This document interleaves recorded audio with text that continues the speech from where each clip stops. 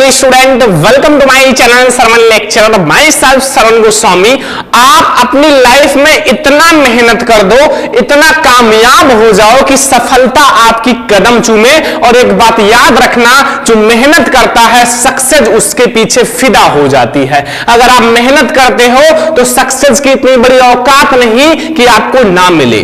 बस आप मेहनत तो करके देखो। अगर आप मेहनत करते हो तो टॉपर जरूर बनोगे। अगर आप मेहनत करते हो तो आप अपने गोल को जरूर अचीव कर लोगे। बस आपके अंदर ताकत होनी चाहिए हार्ड वर्क करने का। ठीक है, आज का ये वीडियो क्लास 10 के स्टूडेंट के लिए सबसे ज्यादा इंपॉर्टेंट है। जितने भी स्टूडेंट क्लास 10 में हैं हमारे पास कमेंट कर रहे थे, सर सोशल साइंस में बहुत प्रॉब्लम होती है, कुछ पढ़ाइए ताकि हम सोशल साइंस में टॉपर बन सके। तो ये वीडियो क्लास 10 सोशल साइंस के लिए है। इसमें हम लोग जो सोशल साइंस है उनके सभी प्रश्नों को देखेंगे। मतलब सभी प्रश्न का मतलब है बहुत ही ज्यादा इंपॉर्टेंट वीडियो है। अगर आपको सोशल साइंस से डर लगता है तो इस वीडियो को देखने के बाद आप सोशल साइंस को आसानी से सॉल्व कर पाओगे। ठीक है, तो ये है सबसे ज्यादा इंपॉर्टेंट वीडियो। इस वीडियो में हम लोग जो क्लास 10 सोशल साइंस है उनके 50 बहुविकल्पीय प्रश्न को देखेंगे। ठीक है, 50 ऐसे ऑब्जेक्टिव क्वेश्चन जो 100% आएगा, इसे कोई रोक नहीं सकता, इसी में से ही आएगा जो 100% आएगा ही आएगा।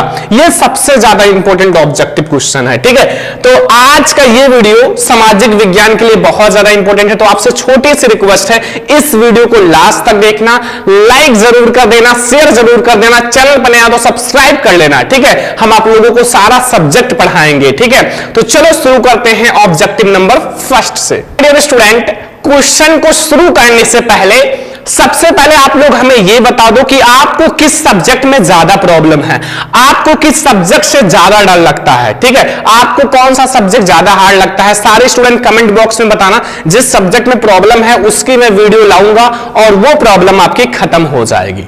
ठीक है, और आप लोग मेहनत करो, क्योंकि जितनी मेहनत करोगे उतना ही ज्यादा आप लोगों को अच्छा रिजल्ट मिलेगा। तो ऑब्जेक्टिव नंबर फर्स्ट से शुरुआत करते हैं डियर स्टूडेंट। पहला ऑब्जेक्टिव देखो, फ्रांस में गणतंत्र की स्थापना किस वर्ष हुई। जो फ्रांस है, एक फ्रांस देश है, जैसे हमारा इंडिया है। ठीक है, ऐसे आपका एक फ्रांस देश है, सारे को पता होगा। तो फ्रांस में जो गणतंत्र है, गणतंत्र की स्थापना जो है वो किस वर्ष हुई। 1815 में, 1830 में, 1848 में, 1871 में। वेरी इंपॉर्टेंट है, जो भी मैं आपको पढ़ा रहा हूं डियर स्टूडेंट, ये सबसे ज्यादा इंपॉर्टेंट है। बोर्ड एग्जाम में यही से क्वेश्चंस आएंगे। अगर मैं आपको पढ़ा रहा हूं तो ये समझो कि बिल्कुल आपके बोर्ड एग्जाम में हिट करेगा। वो क्वेश्चंस बता रहे हैं, इन सब के पीछे बहुत ज्यादा टाइम लगा है मुझे रिसर्च करने में कि कौन सा बोर्ड एग्जाम में क्वेश्चन ज्यादा आते हैं। ठीक है, तो रिक्वेस्ट यही करूंगा, जरूर तैयार कर लेना।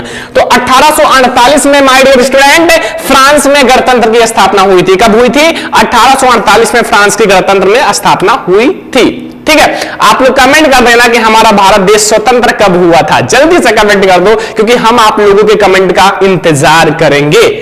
ठीक है, और इंतजार हम उन्हीं का करते हैं जो हमारे लिए सबसे प्यारे होते हैं। और आप लोग हमारे सबसे प्यारे प्यारे स्टूडेंट हो, सबसे लवली लवली स्टूडेंट हो। ठीक है, तो पहला हमारा ये है क्वेश्चन। दूसरा ऑब्जेक्टिव देखो, दूसरा जो हमारा ऑब्जेक्टिव है वो है यंग इटली सोसाइटी का संस्थापक कौन था। जो यंग इटली सोसाइटी है इसका संस्थापक कौन था, सभी को पता होगा कि गैरीबाल्डी है, बिस्मार्क है, काबूल है, मैथ्सनी है। तो माय डियर स्टूडेंट, जो यंग इटली सोसाइटी है उसका संस्थापक कौन था? हमारे मैथ्सनी या फिर मेंजनी कह सकते हो या फिर मैथ्सनी कह सकते हो। हमारा घा वाला ऑप्शन बिल्कुल सही है कि जो हमारा यंग इटली सोसाइटी है उसका संस्थापक कौन था? मैंजनी।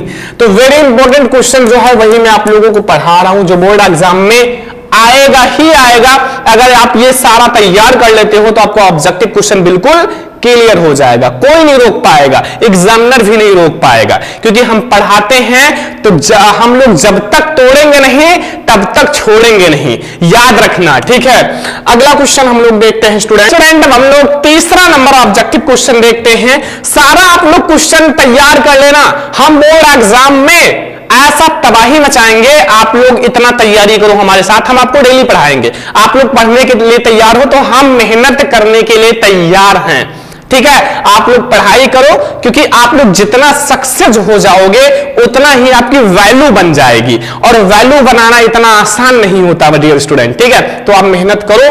अभी आप लोग देखना कि फ्रांसीसी क्रांति का प्रारंभ किस वर्ष हुआ। वेरी इंपॉर्टेंट है स्टूडेंट कि जो फ्रांसीसी क्रांति है उसका प्रारंभ किस वर्ष हुआ, मतलब फ्रांस में जो क्रांति हुई थी वो कब हुई थी। देखो फ्रांस की क्रांति बहुत इंपॉर्टेंट है क्लास 10 के लिए भाई। फ्रांस की क्रांति के कारण भी पूछे जाते हैं, फ्रांस की क्रांति के परिणाम भी पूछे जाते हैं। बहुत सारे क्वेश्चंस भैया फ्रांस की क्रांति से आते हैं।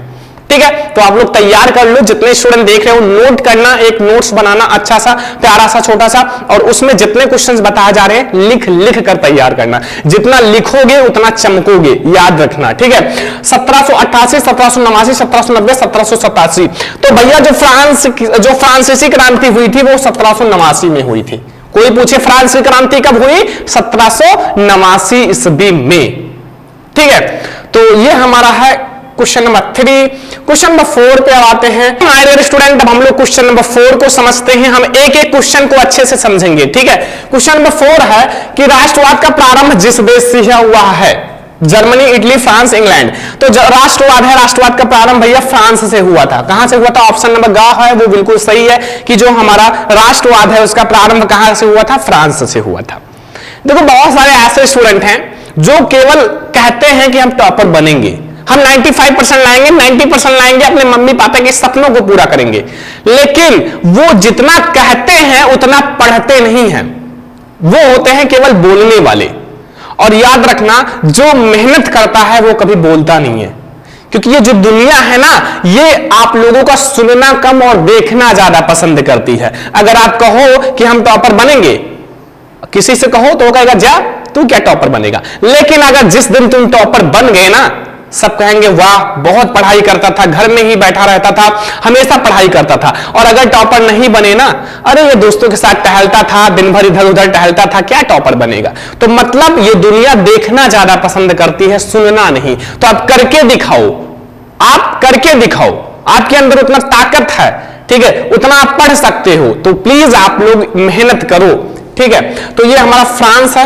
अगला 5 नंबर क्वेश्चन है कि जर्मनी का एकीकरण का श्रेय में से किसे दिया जाता है। जो जर्मनी का एकीकरण है उसका श्रेय इन चारों में से किसे दिया जाता है, ऑटो वन बिस्मार्क को, काइजर विलियम प्रथम, हिटलर या मैथ्सनी को। तो जो जर्मनी का एकीकरण है उसका जनक किसे कहा जाता है जानते हो, मैंने पढ़ाया जर्मनी का एकीकरण, इटली का एकीकरण, जर्मनी का एकीकरण सबको पढ़ाया है। नहीं पढ़े हो आपकी गलती है। तो वो है auto von Bismarck. Auto von Bismarck को जर्मनी के एकीकरण का जनक कहा जाता है। ठीक है, याद रखना, बहुत ज्यादा इंपॉर्टेंट क्वेश्चन है। ठीक है, तो ये हमारा क्वेश्चन नंबर 5 है। अब हम लोग देखते हैं क्वेश्चन नंबर 6। अगला है ऑटो वन बिस्मार्क का संबंध किस देश से था। जो ऑटो वन बिस्मार्क है उनका संबंध किस देश से था। स्टूडेंट अब हम लोग देखते हैं क्वेश्चन नंबर 6। एक एक क्वेश्चन को हम लोग अच्छे से समझेंगे। ऑटो वन बिस्मार्क का संबंध किस देश से था। जो ऑटो वन बिस्मार्क है उसका संबंध किस देश से था। भाई जब ऑटो वन बिस्मार्क को जर्मनी के एकीकरण का जनक कहा जाता है तो भैया किस देश से था, जर्मनी से ही रहेगा ना। ठीक है, तो जर्मनी से ही रहेगा भाई, खा वाला ऑप्शन सही है कि जो हमारे ऑटो वन बिस्मार्क जी हैं उनका जो संबंध था वो हमारा जर्मनी से था, क्योंकि जर्मनी का जो एकीकरण हुआ था उसका जनक ऑटो वन बिस्मार्क को कहा जाता है। समझ में आ रहा है, समझ में आना चाहिए, क्योंकि हम आप लोगों के लिए बहुत मेहनत कर रहे हैं। अगर आप लोग भी ऐसे मेहनत करो ना तो शायद आप टॉपर बन जाओगे। ठीक है, क्योंकि बहुत ही ज्यादा इंपॉर्टेंट है, आप जितना मेहनत करोगे उतना ही ज्यादा अच्छा है इस टाइम। और जितने लोग अभी भी सो रहे हैं, रील्स देख रहे हैं, इंस्टाग्राम चला रहे हैं, फेसबुक चला रहे हैं, याद रखना पेपर के बाद आप ही रोओगे। ठीक है, रोओगे, याद रखना, क्योंकि अभी तो आपको मजा आ रहा है, लेकिन जिस दिन पेपर देकर आओगे, गांव का कोई बच्चा टॉपर रहेगा, आप फेल रहोगे, यार क्या वैल्यू रह जाएगी आपका है? आपको क्या लोग बोलेंगे, एक बार माइंड में सोचो और सोच कर एक बार अच्छे से सोचना, फिर पता चलेगा। ठीक है, तो क्वेश्चन नंबर 6 हो गया। क्वेश्चन नंबर 7 पे आते हैं स्टूडेंट कि 1789 में फ्रांस किस प्रकार का राज्य था। असीमित राजतंत्र, सीमित राजतंत्र, प्रजातंत्र, गणतंत्र। तो ये जो था एक सीमित था, मतलब जो 1789 में फ्रांस किस प्रकार का राज्य था, एक सीमित राजतंत्र था। किस टाइप का था, एक सीमित राजतंत्र था, वो एक सीमित स्थान पर था, सीमित था अपने आप में। ठीक है, तो ये क्वेश्चन नंबर 7 हो गया। आ जाओ बच्चों question number 8। Student question number 8 हम लोग देखते हैं हमारे महात्मा गांधी जी के बारे में है कुछ। देखो महात्मा गांधी जी दक्षिण अफ्रीका से वापस कब लौटे। महात्मा गांधी जी भैया गए थे दक्षिण अफ्रीका, एंजॉय अच्छे से किए, फिर लाओ वापस तो लौटना ही पड़ेगा ना, आप कहीं जाओगे तो आना तो पड़ेगा ही। तो महात्मा गांधी जी दक्षिण अफ्रीका गए। अब दक्षिण अफ्रीका से ये वापस कब लौटे थे ये आपको बताना है। 1914 में, 1915 में, 1918 में, 1919 में, ठीक है। तो महात्मा गांधी जी जो दक्षिण अफ्रीका से वापस लौटे थे वो 1915 में लौटे थे। कब लौटे थे? 1915 में महात्मा गांधी जी दक्षिण अफ्रीका से वापस लौटे थे। वेरी इंपॉर्टेंट क्वेश्चन है, प्लीज तैयार कर लेना, क्योंकि हम आप लोगों को एक एक क्वेश्चन अच्छे से बता रहे हैं, नोट करते रहो, ठीक है। तो ये हमारा महात्मा गांधी जी दक्षिण अफ्रीका से कब लौटे? 1915 में। अगला क्वेश्चन आ जाओ, अगला क्वेश्चन है यहां देखो, शबनी अवज्ञा आंदोलन कब चलाया गया? वेरी इंपॉर्टेंट है डियर स्टूडेंट्स, शबनी अवज्ञा आंदोलन कब चलाया गया? देखो महात्मा गांधी जी ने बहुत सारे आंदोलन चलाए, बहुत सारी चीजें करी ताकि हमारा देश आजाद हो सके, तो उनके लिए बहुत अच्छे मैन थे महात्मा गांधी जी और काफी काम किए। 1920 में, 1927 में, 1930 में, 1935 में। तो शबनी अवज्ञा आंदोलन जो है वो 1930 में चलाया गया था। कब चलाया गया था? 1930 ईस्वी में शबनी अवज्ञा आंदोलन चलाया गया था, ठीक है। समझ में आया ना? तो ये हमारा है क्वेश्चन नंबर 9। क्वेश्चन नंबर 10 पे अब आ जाओ, क्वेश्चन नंबर 10, ठीक है। क्वेश्चन नंबर 10 है कि असहयोग आंदोलन का मुख्य कारण क्या था? वेरी इंपॉर्टेंट है, जो असहयोग आंदोलन का जो मुख्य कारण था वो क्या था? देखो रालेट एक्ट प्रथम विश्व युद्ध, खिलाफत आंदोलन द्वितीय विश्व युद्ध। देखो इसका जो है कहीं कहीं आपका खिलाफत आंदोलन दिया है, कहीं कहीं रालेट एक्ट दिया हुआ है, दोनों ऑप्शन आपका दिया हुआ है, मैंने देखा है। कहीं आपका रालेट एक्ट दिया है, कहीं आपका बुक में खिलाफत आंदोलन। तो इसका जो राइट आंसर है वो है खिलाफत आंदोलन, ठीक है। जो हमारा असहयोग आंदोलन का और भी कारण हो सकता है, बट जो मेन कारण है, मेन पूछा है मुख्य कारण, तो वो हमारा खिलाफत आंदोलन है, ठीक है। गा वाला ऑप्शन हमारा बिल्कुल सही है क्वेश्चन नंबर 10 का। अब हम लोग देखते हैं क्वेश्चन नंबर 11। क्वेश्चन नंबर 11 देखते हैं, ये बहुत ही ज्यादा इंपॉर्टेंट है क्लास 10 के स्टूडेंट के लिए। देखो चौड़ी चौड़ा कांड किस वर्ष घटित हुआ? जो चौड़ी चौड़ा कांड है वो किस वर्ष घटित हुआ? बहुत इंपॉर्टेंट क्वेश्चन है और आप लोगों को सारा क्वेश्चन तैयार कर लेना है, ठीक है। 1920, 1921, 1922, 1925। तो याद रखना जो चौड़ी चौड़ा घटना है वो हमारा 1922 में घटित हुआ था। कब हुआ था? 1922, ठीक है। गा वाला ऑप्शन हमारा बिल्कुल सही है क्वेश्चन नंबर 11 का। और आप लोग ये सारा क्वेश्चन तैयार कर लेना, ठीक है। क्वेश्चन नंबर 12, हिंद स्वराज पुस्तक के लेखक कौन है? हिंद स्वराज पुस्तक के लेखक हमारे कौन है? बहुत इंपॉर्टेंट क्वेश्चन है। जो हिंद स्वराज पुस्तक है उसके लेखक कौन है? सरदार पटेल या बाल गंगाधर तिलक, महात्मा गांधी, हमारे सुभाष चंद्र बोस। तो हिंद स्वराज्य पुस्तक किसके द्वारा लिखी गई है? सभी स्टूडेंट को पता होगा। तो इसके जो लेखक है वो है महात्मा गांधी जी। कौन है? महात्मा गांधी जी हिंद स्वराज्य के पुस्तक के लेखक हैं, ठीक है। तो ये याद रखना। क्वेश्चन नंबर 12 बहुत ज्यादा इंपॉर्टेंट है। क्वेश्चन नंबर 13 आ जाओ। 13 में है भारतीय राष्ट्रीय कांग्रेस की स्थापना कब हुई? भारतीय राष्ट्रीय कांग्रेस की स्थापना कब हुई? बहुत इंपॉर्टेंट क्वेश्चन है। भारतीय राष्ट्रीय कांग्रेस की स्थापना कब हुई? 1885 में, 1904 में, 1857 में या फिर 1855 में?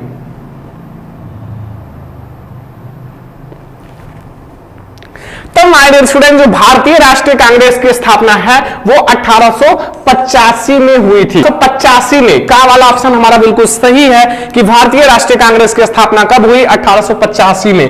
अगला क्वेश्चन आ जाओ, 14 नंबर क्वेश्चन। देखो स्वराज्य मेरा जन्म सिद्ध अधिकार है।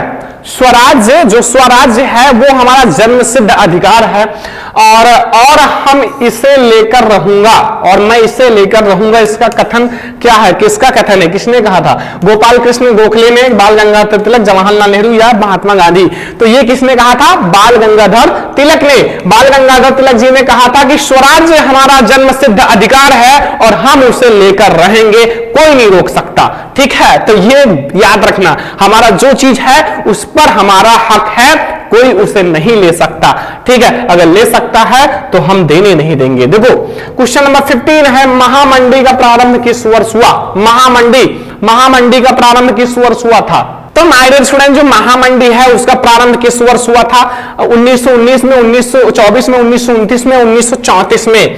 तो महामंडी का जो प्रारंभ हुआ था वो कब हुआ था? बहुत ज्यादा इंपॉर्टेंट है, महामंडी के कारण भी बोर्ड एग्जाम में आते हैं। तो महामंडी का प्रारंभ 1929 में हुआ था। कब हुआ था? 1929 में। ठीक है, 15 नंबर क्वेश्चन तक समझ में आया आप लोगों को? अगला क्वेश्चन देखते हैं। प्यारे प्यारे स्टूडेंट, सारे स्टूडेंट अच्छे से मेहनत करो। संयुक्त राष्ट्र संघ का मुख्यालय कहां है? संयुक्त राष्ट्र संघ का मुख्यालय कहां है? संयुक्त राष्ट्र संघ का मुख्यालय कहां है? ऑप्शन है वाशिंगटन, जिनेवा, न्यूयॉर्क, ऑस्ट्रिया। तो सभी को पता है, नहीं पता हो तो हम आप लोगों को बताएंगे कि जो संयुक्त राष्ट्र संघ का मुख्यालय है वो हमारा न्यूयॉर्क में स्थित है। कहां है? संयुक्त राष्ट्र संघ का मुख्यालय कहां है? न्यूयॉर्क में। ठीक है, समझ में आ रहा है ना? बहुत ज्यादा इंपॉर्टेंट क्वेश्चन है, आपको ये सब अच्छे से तैयार कर लेना है। ठीक है, यू कैन अंडरस्टैंड, आपको ये सारा तैयार कर लेना। आप ये समझ सकते हो कि हम आप लोगों को पढ़ा रहे हैं तो ये आएगा, और आएगा तो आपको छोड़कर नहीं आना है, क्योंकि इसको हम लोगों को पूरा तैयार कर लेना है। अगला क्वेश्चन देखते हैं स्टूडेंट। अगला हमारा 17 नंबर क्वेश्चन है, प्रथम विश्व युद्ध कब हुआ था? प्रथम विश्व युद्ध, जो प्रथम विश्व युद्ध है वो कब हुआ था? स्टूडेंट, हमारा अगला क्वेश्चन है जो 17 नंबर क्वेश्चन है, प्रथम विश्व युद्ध का प्रारंभ कब हुआ था? प्रथम विश्व युद्ध कब हुआ था? बहुत ज्यादा इंपॉर्टेंट क्वेश्चन है प्रथम विश्व युद्ध। ठीक है, और बहुत ही खतरनाक था यह विश्व युद्ध। तो 1914 में, 1939 में, 1919 में, 1942 में। तो प्रथम विश्व युद्ध की शुरुआत कब हुई? प्रथम विश्व युद्ध कब हुआ था वो आप लोगों को बताना है। वो हुआ था 1914 में। कब हुआ था? 1914 में भैया प्रथम विश्व युद्ध हुआ था। ठीक है, तो बहुत इंपॉर्टेंट है प्रथम विश्व युद्ध का जो मतलब हुआ था 1914 में। अगला क्वेश्चन आ जाओ। अगला है, औद्योगिक क्रांति किस देश में प्रारंभ हुई? औद्योगिक क्रांति माय डियर स्टूडेंट किस देश में प्रारंभ हुई? एक औद्योगिक क्रांति होता है जो किस देश से हुआ? अमेरिका में, यूएसए में, रूस में, या इंग्लैंड में, या चीन में? तो आप लोग याद रखना, जो हमारा औद्योगिक क्रांति है वो इंग्लैंड से प्रारंभ हुआ था। कहां से? इंग्लैंड से। यानी कि गा वाला ऑप्शन हमारा सही है कि जो हमारा औद्योगिक क्रांति है वो कहां से हुआ था? इंग्लैंड से प्रारंभ हुआ था। तैयार कर लो क्वेश्चन नंबर 18। क्वेश्चन नंबर 19 पे आते हैं माय डियर स्टूडेंट। यहां देखो, मैनचेस्टर के उद्योगपति अपने कपड़ों के बंडलों पर क्या लगाकर उन्हें बेचते थे? क्या लगाकर उसे बेचते थे? अपनी कंपनी का नाम, स्टीकर, चित्र या लेबल या कोई गिफ्ट। तो वो क्या लगाते थे? लेबल लगाते थे। क्या लगाते थे? लेबल। लेबल, ठीक है, लेबल लगाकर अपने जो मतलब उद्योगपतियों के जो कपड़े हैं उस पर लेबल लगाकर जो बंडलों पर वो बेचते थे। ठीक है, समझ में आ गया ना? तो अब हम लोग देखते हैं क्वेश्चन नंबर 20। क्वेश्चन नंबर 20 देखो, पुनर्जागरण की शुरुआत किस देश से हुई? पुनर्जागरण,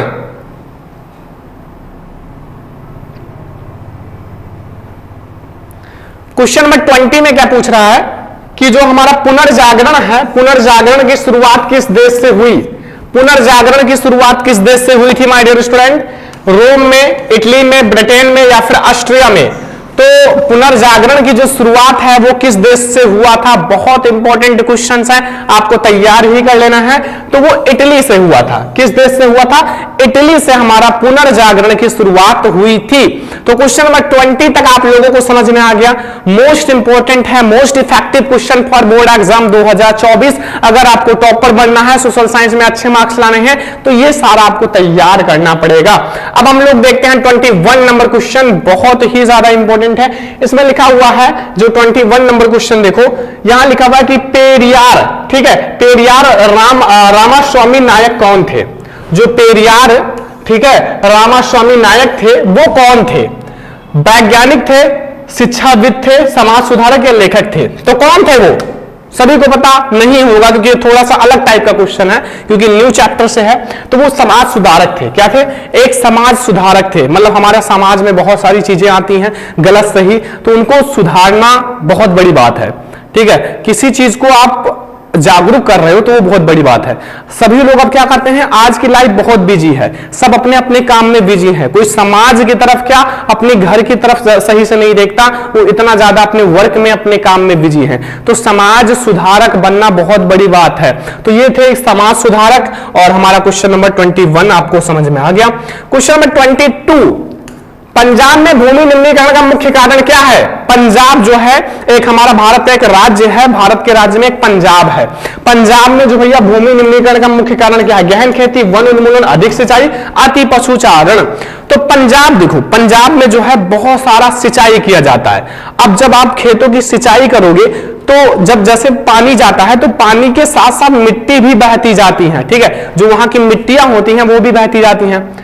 तो पंजाब में जो भूमि निम्नीकरण का मुख्य कारण है वो है अधिक सिंचाई, मतलब ज्यादा सिंचाई। देखो होता सबसे है भूमि निम्नीकरण, चाहे आप गहन खेती करो या फिर अगर वन उन्मूलन, पेड़ों को कटाव करो या फिर वन उन्मूलन करो, और अति पशुचारण, पशुचारण से भी भाई अगर पशु जब चीजों को खाते हैं तो उसके साथ मिट्टियां भी आती हैं तो उससे भी होता है, बट सबसे ज्यादा जो होता है वो हमारा पंजाब में अधिक सिंचाई से ही होता है। क्वेश्चन नंबर 22 समझ में आ गया। क्वेश्चन नंबर 23 पर आ जाओ। 23 है कपास की खेती के लिए कौन सी मृदा सबसे अच्छी है? ये बहुत ज्यादा इंपॉर्टेंट क्वेश्चन है, बोर्ड एग्जाम में बहुत बार आया हुआ है, आपके बोर्ड एग्जाम के लिए बहुत ही ज्यादा इंपॉर्टेंट क्वेश्चन है कि कपास की खेती के लिए कौन सी मृदा सबसे अच्छी है। देखो कपास की खेती के लिए भैया हमारी काली मृदा, लाल मृदा, जलोढ़ मृदा या लेटराइट मृदा।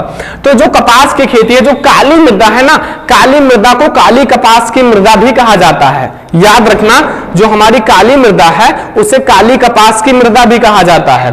तो काली मृदा जो है वो कपास की खेती के लिए सबसे ज्यादा अच्छी है, सबसे ज्यादा उपयुक्त है एंड बेस्ट है फॉर कपास की खेती के लिए, ठीक है।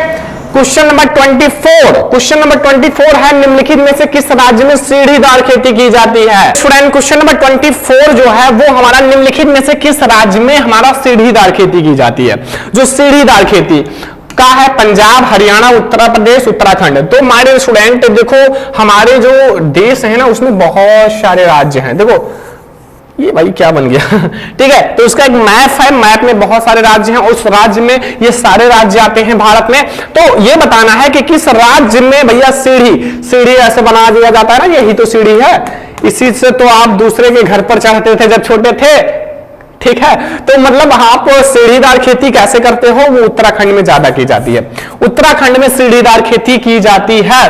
तो हमारा 24 नंबर क्वेश्चन है। 25 नंबर क्वेश्चन आ जाओ भैया, चिपको आंदोलन संबंधित है। चिपको आंदोलन किससे संबंधित है? चिपको आंदोलन मृदा संरक्षण, वन संरक्षण, जल संरक्षण, वायु संरक्षण। देखो चिपको आंदोलन का मतलब है या भैया पेड़ लगे हुए थे, अब पेड़ को काटने के लिए, बहुत सारे पेड़ को काटने के लिए लोग आए। अब लोग उस पेड़ को बचाने के लिए, इस जो मान लो ये पेड़ है, अब इस पेड़ को बचाने के लिए ना, इस पेड़ को बचाने के लिए इससे चिपक गए। भाई पहले आप हमें काटो फिर इस पेड़ को काटो, क्योंकि पेड़ को काटोगे तो हमें ऑक्सीजन नहीं मिलेगा और प्रदूषण बहुत ज्यादा बढ़ेगा।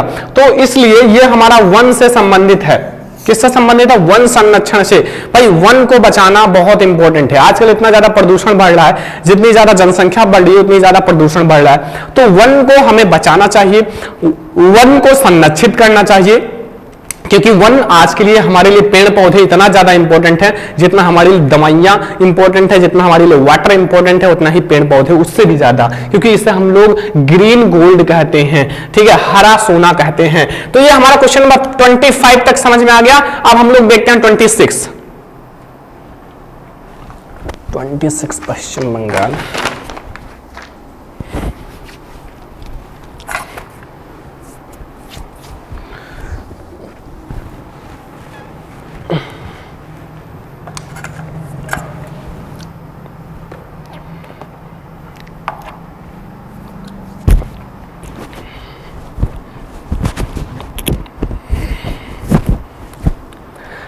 स्टूडेंट अब हम लोग देखते हैं 26 नंबर क्वेश्चन। 26 में आ जाओ भाई, यहां सुंदरवन राष्ट्रीय पार्क किस राज्य में स्थित है? अगर आपको एक मैप दे दिया जाए, मैप तो भाई बनेगा नहीं जल्दी, बट क्योंकि मैंने कभी बनाया नहीं ना, तो देखो अगर आपको एक मैप दे दिया जाए और मैप में कहा जाए कि भैया सुंदरवन राष्ट्रीय पार्क कहां स्थित है, तो आपको यह पता होना चाहिए कि यह किस राज्य में स्थित है। अगर राज्य पता चल गया तो फिर आप वही कहीं डॉट करके दर्शा सकते हो, ठीक है, राज्य पता होना चाहिए।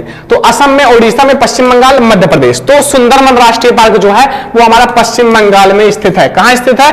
पश्चिम बंगाल में। हमारा गा वाला ऑप्शन बिल्कुल सही है कि सुंदरवन राष्ट्रीय पार्क जो है हमारा वो पश्चिम बंगाल में स्थित है, यानी कि गा वाला ऑप्शन हमारा बिल्कुल सही है, ठीक है। बहुत सारे क्वेश्चंस हैं। और अगला क्वेश्चन देखो, जलमंडल का कितना प्रतिशत भाग समुद्री जल से के रूप में पाया जाता है। देखो जो जलमंडल है, एक जलमंडल में कितना परसेंट भाग भैया समुद्री जल के रूप में पाया जाता है? 95%, 96%, 97.5% या 98%। देखो पानी पीने योग्य बहुत कम है, ठीक है। 97.5% जो है वो जलमंडल का समुद्री जल है, समुद्री जल। 97.5%, बचा कितना? 2.5%, उसमें से बहुत कम ही पीने योग्य है, ठीक है। तो ये हमारा 27 है। 28 आ जाओ, इनमें से कौन सी भैया रबी फसल है? तीन चीजें याद रखना भाई, आएगा जरूर, चाहे आपका रबी की फसल है, चाहे आपका खरीफ की फसल है, चाहे आपकी जायद की फसल है। इसमें से कोई क्वेश्चन आएंगे रबी खरीफ जायद, तो आप थोड़ा तैयार कर लेना, अलर्ट रहना कि पेपर आए तो उसमें कुछ छोड़ करना है। इसमें से कौन सी रबी फसल है?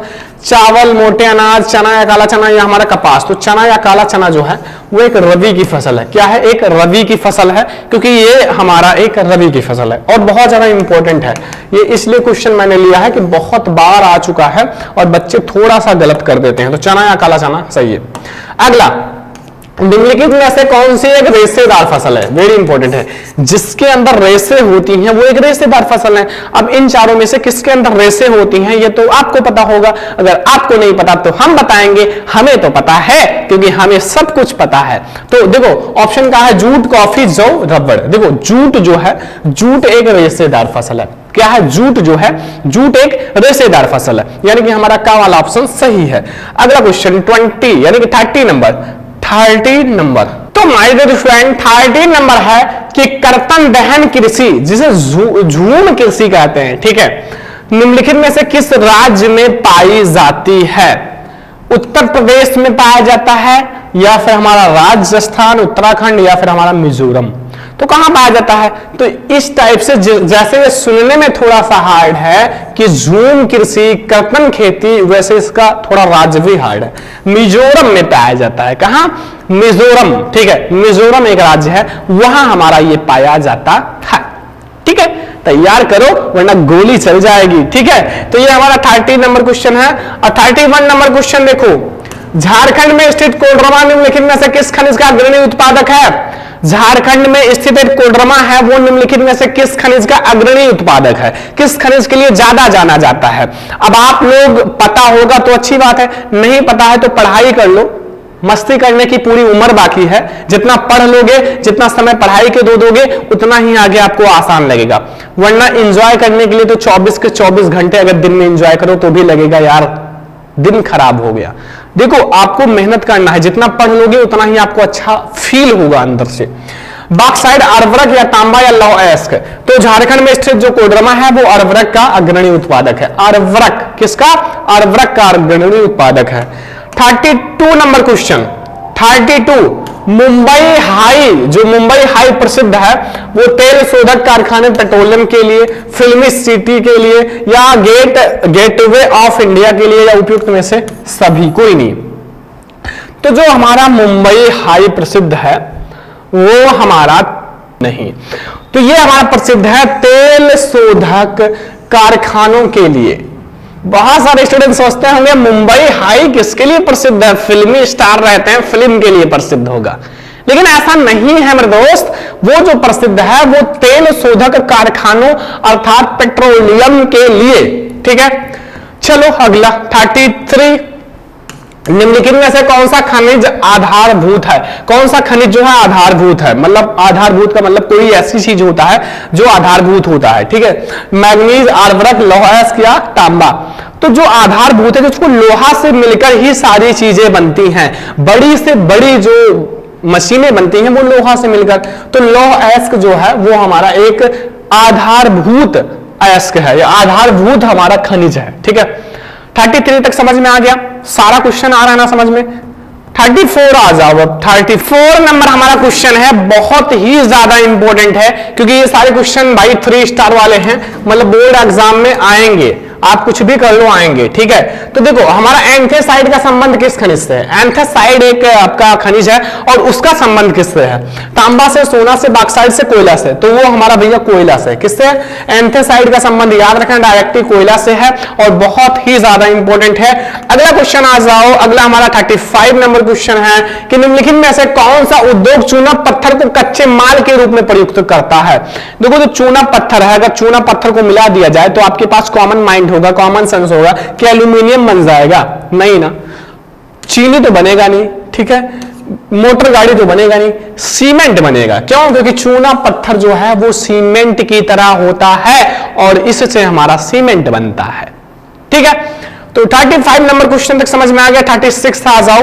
अगला है 36 कि निम्नलिखित में से कौन सा हमारा खनिज जो आधारभूत उद्योग है? मतलब कौन सा है जो आधारभूत उद्योग है? अभी आधारभूत खनिज आया था ना, खनिज हमारा लौह अयस्क था, और यहां आपको बताना है कि आधारभूत उद्योग, उद्योग का मतलब है जैसे उद्योग होता नहीं है, मतलब उद्योग होता है। देखो चाय है, गन्ना है, लौह, इस्पात या जूट। देखो तो ये जो उद्योग है या फिर जैसे उद्योग में कारखाने होते हैं, आपका कोई बड़ा सा उद्योग है, ठीक है, तो वो हमारा है लौह और इस्पात जो है वो हमारा एक आधारभूत उद्योग है। क्या है? उद्योग है। तो लौह और इस्पात यानी कि गा वाला ऑप्शन हमारा बिल्कुल सही है।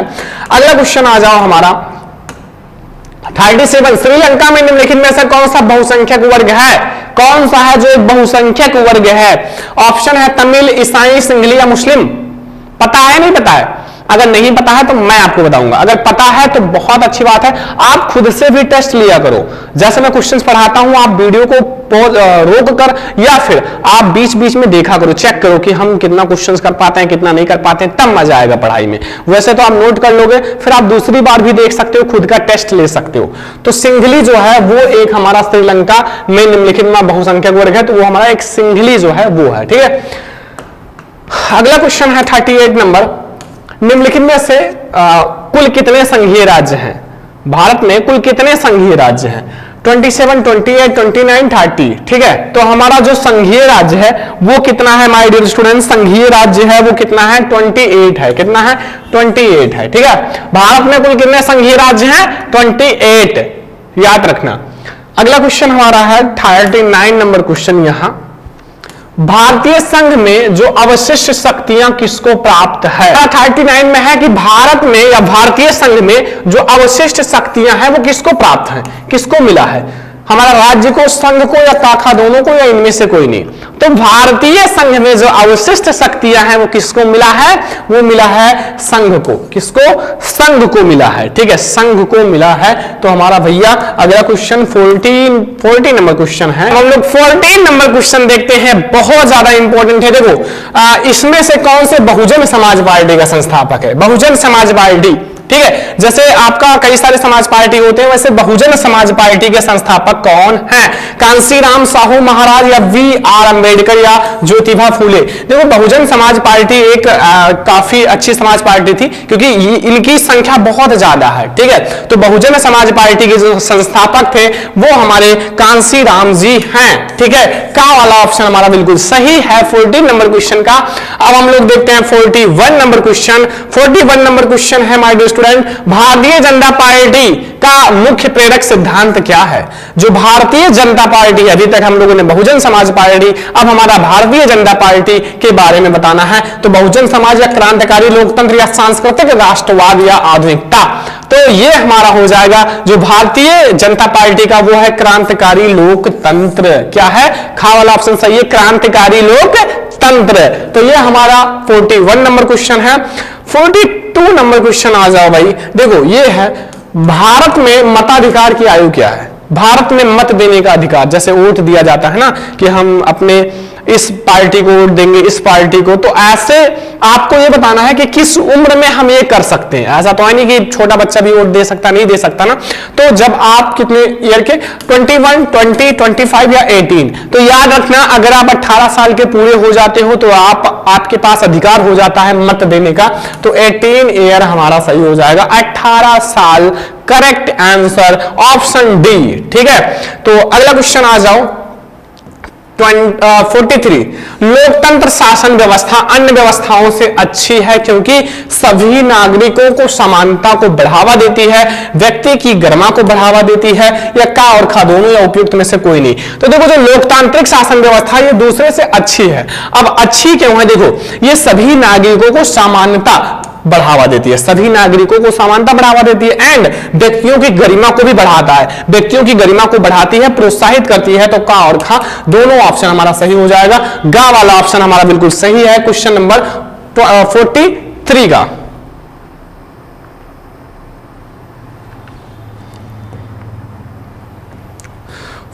नंबर क्वेश्चन आ जाओ माय डियर स्टूडेंट कि निम्नलिखित या किसी देश के विकास को निर्धारित करने का आधार है।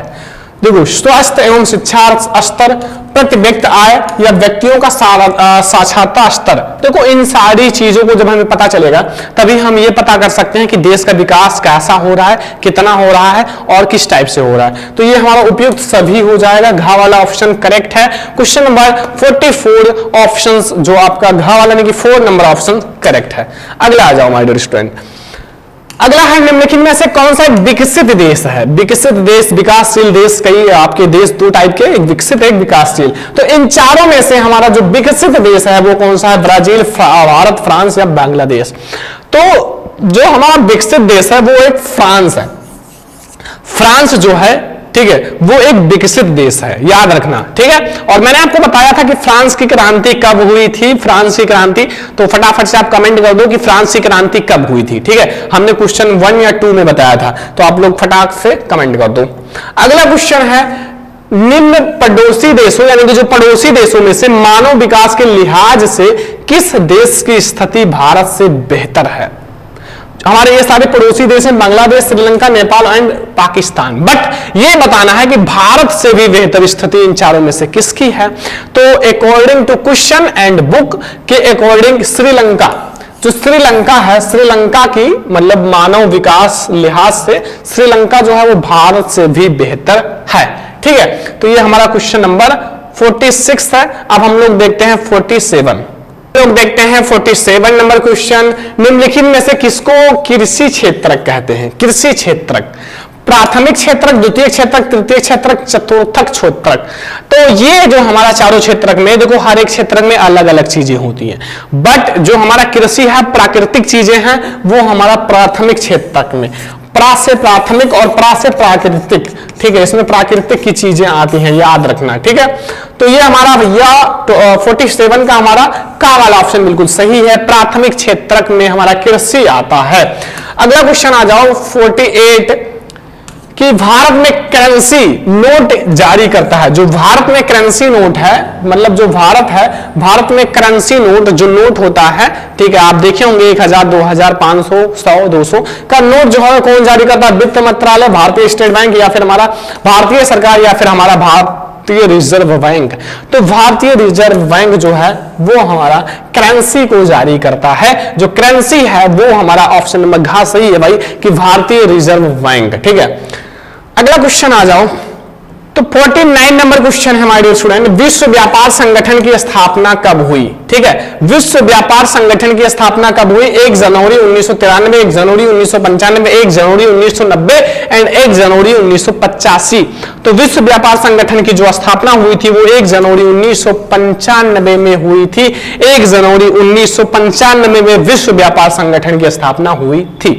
लास्ट एंड इंपॉर्टेंट क्वेश्चन है भाई, देखो 50 नंबर क्वेश्चन। सार्वजनिक और निजी क्षेत्र के आधार पर विभाजित है। रोजगार की शर्तें, आर्थिक गतिविधि के स्वभाव, श्रमिकों की संख्या, इनमें से कोई नहीं। तो इसमें थोड़ा सा हमें मिसप्रिंट लगता है क्योंकि जो सार्वजनिक और निजी क्षेत्र के आधार पर हमारा विभाजित है, शायद इसमें वो ऑप्शंस नहीं है। ठीक है, वो आप लोग देख लेना, शायद आप लोगों को आप लोग बुक में या फिर गाइड में भी देख सकते हो। ये वाला ऑप्शन आप लोग कर लेना। क्या कर लेना? देखो खा वाला ऑप्शन, उद्गमों का स्वामित्व, आप लोग चेक कर लेना। ठीक है, उद्गमों का स्वामित्व, ये वाला ऑप्शन हमारा सही होगा क्योंकि उद्गमों का स्वामित्व जो है वो वाला ऑप्शन सही हो जाएगा कि हमारा सार्वजनिक और निजी क्षेत्र के आधार पर जो विभाजित है। ठीक है, चेक कर लेना। तो ये वाला ऑप्शन हटा देना और ये हमारा ऑप्शन सही हो जाएगा, उद्गमों का स्वामित्व। तो ये 50 ऐसे ऑब्जेक्टिव क्वेश्चन हैं जो क्लास 10 सोशल साइंस के लिए सबसे ज्यादा इंपॉर्टेंट है। अगर आपने तैयार कर लिया तो सोशल साइंस के आपके सारे ऑब्जेक्टिव क्वेश्चंस क्लियर हो जाएंगे। तो ऐसे ही आप लोग सारा पढ़ाई करना, नोट बना लेना, अच्छे से नोट कर लेना और आप लोग याद कर लेना। याद करने के बाद कमेंट करना, फिर मैं आप लोगों को सोशल साइंस का नेक्स्ट क्लास प्रोवाइड करूंगा। तो इस वीडियो को ज्यादा से ज्यादा लाइक, शेयर एंड सब्सक्राइब कर देना। हम लोग ऐसे ही कोई नेक्स्ट इंपॉर्टेंट वीडियो लाएंगे, तो आप लोग वादा करो कि आप लोग पढ़ाई अच्छे से करोगे और सारी क्लास को आप लोग शेयर करोगे। और चैनल को सब्सक्राइब नहीं किए हो ना, फटाक से सब्सक्राइब करो। हम देख रहे हैं, आप लोग सब्सक्राइब कर लो और फिर मैं आप लोगों को नेक्स्ट क्लास दूंगा तो आप लोगों को सबसे पहले मिलेगा। तो चलो हम लोग मिलते हैं नेक्स्ट इंपॉर्टेंट वीडियो में। तब तक के लिए जय हिंद, वंदे मातरम।